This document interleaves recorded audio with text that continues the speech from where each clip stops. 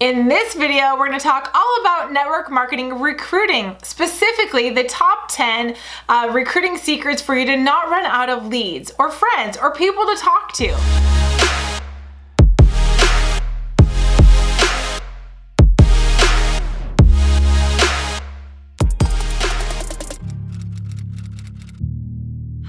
Jen, welcome back to my channel where I help network marketers be more profitable and productive. How would it feel to have leads coming to you for free instead of you going out and hunting down people to join your network marketing business? I know that's the hardest part. Who should you talk to? Well, I know it'll feel great, right? So today I'm going to teach you so many ways to fill up your funnel where you literally may run out of time of you going out and talking to people. They'll be coming to you after you follow these 10 ways that I'm going to teach you today to fill up your funnel. All right, number one is your own Facebook post. Do you already build your business on Facebook? Most people are building it on a couple platforms. If you're going to use Facebook as the first example, number one is have your own post.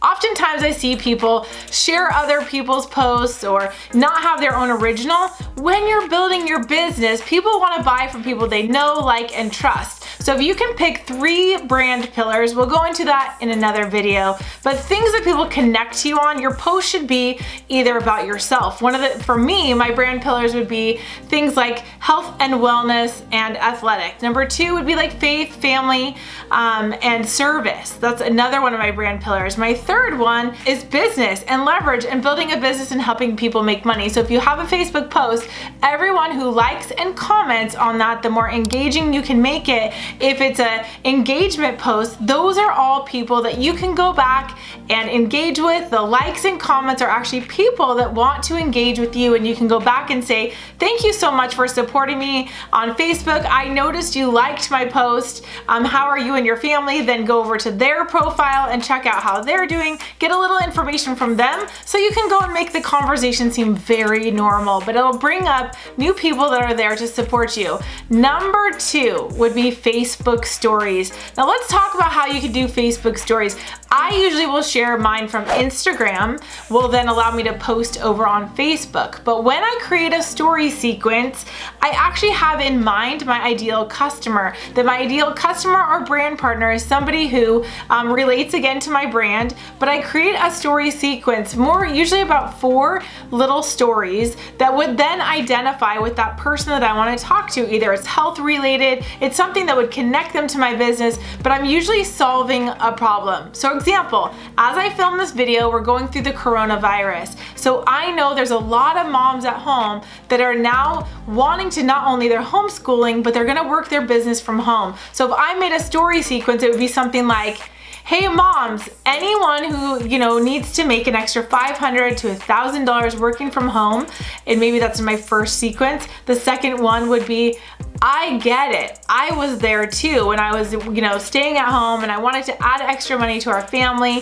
So I'd make the second one relatable. The third one, I would show them what it would actually look like. If they would, maybe invite them to a presentation, swipe up to join our presentation, and what that would look like. Number 4, I would show them a story sequence of what it looks like to join my team. And if you're new in the industry, borrow someone else in your team so that you can show the community. Because how many people right now during quarantine are stuck at home without a community, but if they could get on a Zoom with other like-minded people and then add an extra $500 to $1,000 a month to their family, they would really resonate with that. They want somewhere to belong to, and maybe they're not getting out. So if you show them a community that they could have fun with or earn a trip to, they would be all over that. So Facebook stories, then what you're going to do is you're going to pull up how many people saw your story.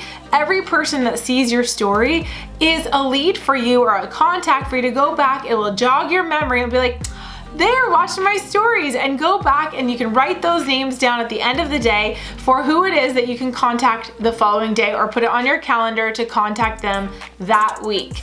Okay, number 3, Facebook Lives. How many of you guys are doing Facebook Lives?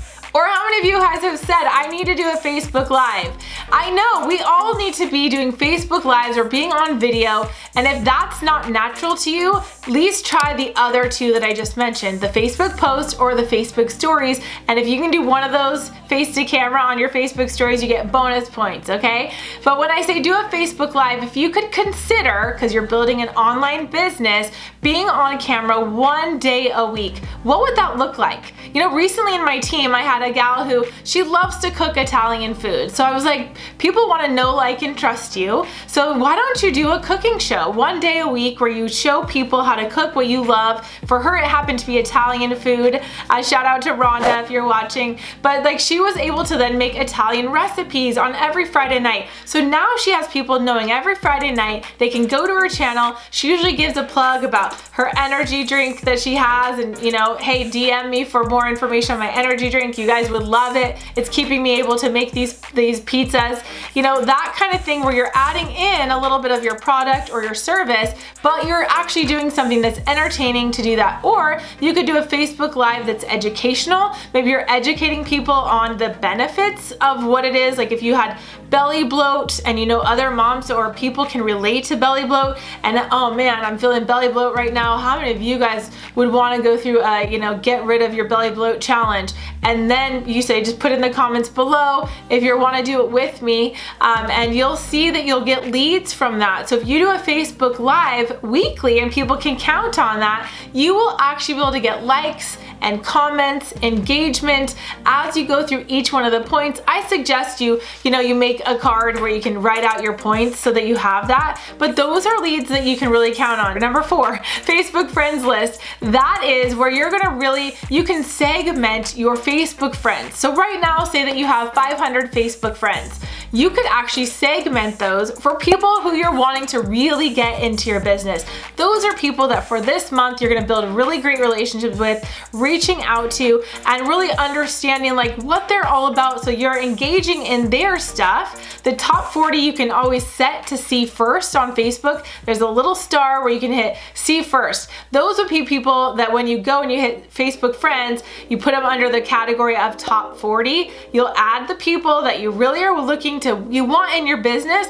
Those top 40, every time you go to Facebook, you got 15 minutes, sort by Facebook friends, top 40, and you will instantly, the news feed will show you the top 40 people that you want to just go in and like hit like and comment on their stuff. It will get them noticing you. How fun. If they're noticing who you are and they're wanting to come back and engage on your stuff because you're adding love to them every couple days, that's your top 40 list. That's another way for you to get leads and people coming to you because you're going and adding value and engaging with them, liking on them, so that they know who to expect you to be as a leader. And the 5th one on Facebook that I would recommend is, do you know that it tells you every time when it's someone's birthday? Well, you can actually do it the day before, because you know on the day of their birthday, they're gonna be out. Well, during quarantine they're not, but normally they'd be out celebrating for their birthday, so they won't get all those messages. If you leave them a voice note, sing them happy birthday, even if it's off key for them the day before their birthday, that is somebody who's, you're now adding value to their life. Or you can make them a quick video and just, shoot the video and just say, hey Max, I was just thinking about you, wanted to tell you that I hope you have a fantastic birthday tomorrow. Give them one compliment, add value to their life. Maybe it's something you see on their profile and you go in and you add value. All right, now that we've done Facebook, let's talk about Instagram. When someone hits new follower and you see that it's a new follower that comes up for you on Instagram, go over to their page and send them a quick message. You can even actually have a tip where you have an auto response on this, but I'm talking to, I know you're just getting started doing this. If someone's a new follower on Instagram, go over to their Instagram. You could follow them back and at a minimum, send them a message. Thanks so much for the follow. Hope you're having a great day. Go and look at what they're about and comment that. That will give you a follower or friend for life that's following you and that's interested in what you're doing.